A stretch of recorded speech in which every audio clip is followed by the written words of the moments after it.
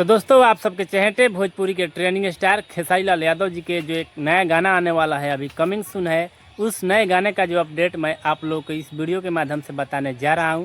तो जितने भी सारे खेसारी लाल यादव जी के चाहने वाले हैं और जो भी भाई खेसारी लाल यादव जी से मतलब सच्चे फैंस है और सच्चे प्यार करते हैं, तो आप लोग इस वीडियो को ज़्यादा से ज़्यादा शेयर करें, ताकि जो भी भाई भोजपुरिया ऑडियंस है और खेसारी लाल यादव जी के जितने भी फैंस हैं, उन लोगों तक ये जो नोटिस है, ये अपडेट है, आसानी से पहुँच सके। चलिए, अगर आप लोग भी इस वीडियो में नए आए हैं तो इस वीडियो को प्यारा सा लाइक करके आप लोग चैनल को सब्सक्राइब कर दीजिए। देखिए, ये जो गाना होने वाला है अपना ट्रेनिंग स्टार खेसारी लाल यादव जी का, जिस गाने का कुछ टाइटल इस प्रकार है, भतार भगवान।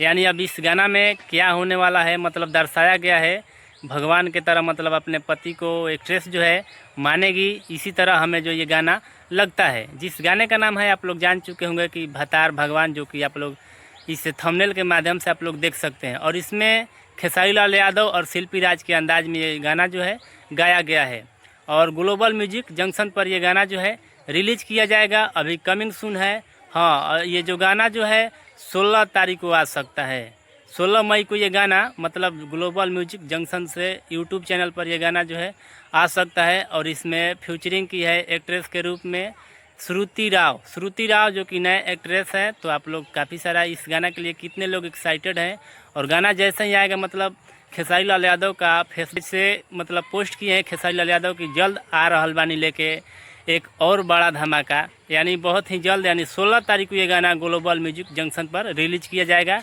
तो आप लोग इस गाना के लिए कितना एक्साइटेड हैं, हमें इस वीडियो में कमेंट करें।